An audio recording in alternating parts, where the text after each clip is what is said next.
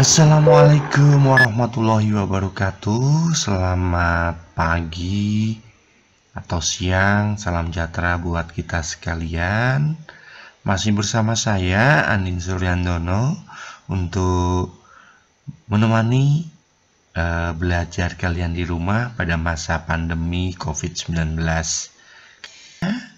Anak-anak sekalian, untuk tetap belajar, tetap waspada dengan COVID, tetap jaga jarak, tetap pakai masker, tetap cuci tangan agar kita terhindar dari COVID-19. Kita lanjutkan, mari. Untuk belajar kali ini kita akan membahas tentang gerak pada tumbuhan.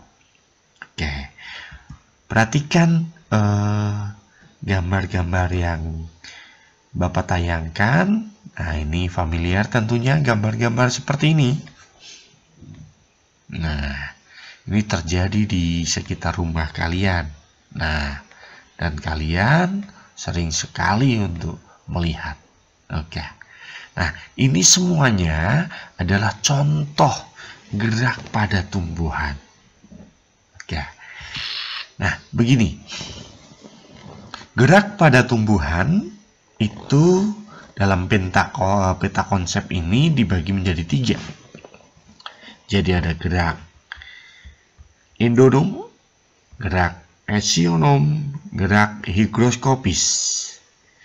Sedangkan gerak esionom dibagi menjadi 3 juga. Nasti, tropisme, dan taksis. Kita bahas dari yang pertama, yaitu tentang gerak endonom. Nah, sebetulnya gampang sekali untuk bisa dipahami. Jadi dari kata endonom, gerak endonom ini gerak yang terjadi akibat rangsang yang berasal dari di dalam sel atau dari tubuh tumbuhan itu sendiri. Nah, dapat kita lihat contohnya pada tumbuhan Hydrilla verticillata. Tumbuhan ini tumbuhan air. Di dalam sel tumbuhan ini terdapat sitoplasma yang di dalamnya ada kloroplas. Perhatikan gambarnya. Nah, ini sel hidrilla. Ada inti sel. Ini kloroplas. Nah, kloroplas bergerak melintas atau melingkar. Atau geraknya disebut dengan gerak siklosis. Nah, gerak ini disebut dengan gerak endonom. Karena apa? Tadi bahwa rangsangnya dari dalam tubuh tumbuhan itu sendiri. Nah, gerak kloroplas ini disebut dengan gerak endonom. Begitu. Kita lanjutkan. Yang kedua, gerak esionom. Nah, begini. Gerak esionom pada dasarnya ada 2 macam. Karena dipengaruhi oleh 2 macam, yaitu gerak sebagian tubuh tumbuhan dan gerak pindah tempat. Satu geraknya adalah sebagian tubuhnya dan yang satu keseluruhan tubuhnya atau berpindah tempat. Gerak sebagian tubuh tumbuhan yang arah geraknya dipengaruhi oleh arah datangnya rangsang disebut dengan gerak tropisme. Saya ulang. Gerak sebagian tubuh tumbuhan yang arah geraknya dipengaruhi oleh arah datangnya rangsang disebut tropisme. Sedangkan yang arah geraknya tidak dipengaruhi oleh arah datangnya rangsang disebut dengan gerak nasti. Nah, tropisme dan nasti dibedakan dari arah gerak. Yang tropisme arah geraknya dipengaruhi oleh datangnya rangsang, sedangkan nasti arah geraknya tidak dipengaruhi oleh datangnya rangsang. Sedangkan gerak pindah tempat itu disebut dengan gerak taksis. Mari kita perdalam tentang esionom ini. Yang pertama tadi kita bahas tentang tropisme. Nah, tadi katakan tropisme itu gerak sebagian tubuh tumbuhan mendekati dan menjauhi rangsang. Dia bergerak karena arah geraknya dipengaruhi oleh datangnya rangsang. Sekarang kita lihat jenis rangsangnya apa. Nah, misalnya rangsangnya cahaya. Cahaya itu foto, maka disebut dengan fototropisme. Nah, contohnya ketika sebuah tanaman dalam pot diletakkan di dekat jendela, maka arah dari batang dan daunnya menuju ke jendela. Ada apa di jendela? Ada cahaya. Dia mendekati cahaya. Jadi arah menuju jendelanya dipengaruhi oleh cahaya. Disebut dengan fototropisme. Yang kedua, kalau gayanya gravitasi. Gravitasi itu geo, maka disebut dengan geotropisme. Nah, kita lihat ketika kalian menanam, tanaman selalu menuju ke atas. Akar selalu menuju ke bawah. Ini dipengaruhi oleh gaya gravitasi. Ke atas berarti dia menjauhi bumi, disebut dengan geotropisme negatif. Ke bawah mendekati bumi, geotropisme positif. Kalau rangsangnya berupa sumber air itu hidro, maka disebut dengan hidrotropisme. Nah, contohnya seperti ini. Nah, ketika disiram, tanaman disiram, akarnya menuju tempat yang ada airnya. Bergeraknya kemana? Kedatangnya rangsang. Rangsangnya berupa apa? Air. Kalau rangsangnya sentuhan disebut dengan tigmotropisme atau haptotropisme. Nah, ini misalnya tanaman. Nah, ini.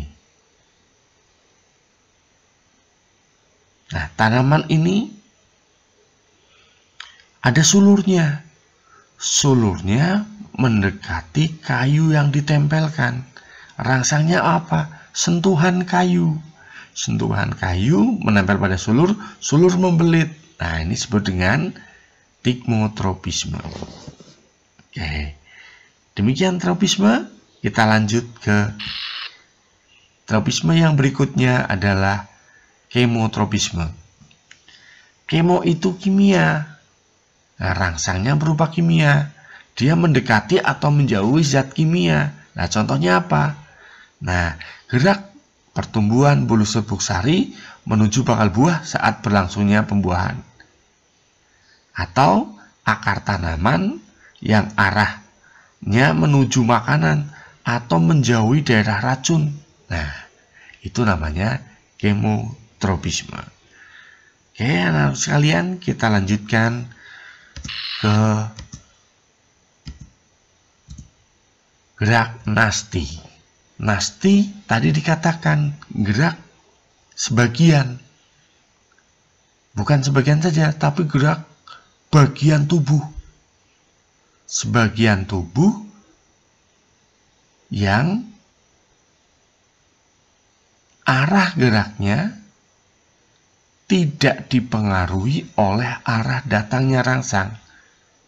Hanya sebagian tubuh, sama seperti tropisme, tetapi arah geraknya tidak dipengaruhi oleh datangnya rangsang.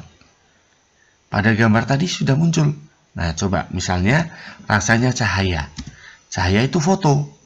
foto nasti. Nah, contohnya gini. Jadi bunga pukul 4 atau Mirabilis jalapa, dia akan pada mekar pada pukul 4 sore maksudnya. Maka disebut dengan bunga pukul 4. Ketika cahayanya sudah redup, dia mekar. Nah, misalnya rangsangnya sentuhan. Sentuhan tadi apa? Tigmo atau seismo, nasti. Disentuh. Nah, disentuh, daunnya menutup. Nah, jadi daunnya tidak mendekati arah datangnya rangsang, menutup saja. Tidak menuju ke, kalau di gambar sini yang menyentuh, tapi menutup saja. Jadi arahnya tidak dipengaruhi oleh arah gerak tidak dipengaruhi oleh arah datangnya rangsang. Itu kalau sentuhan. Kalau rangsangnya berubah suhu, termonasti. Nah, contohnya ini, bunga tulip. Dia akan mekar pada suhu tertentu. Nah, pada musim semi, suhunya tertentu dia mekar. Nah, siang malam. Misalnya, karena malam naik dinasti. Malam hari, tumbuhan Wijaya Kusuma akan mekar. Atau malam hari, daun lamtoro akan menutup.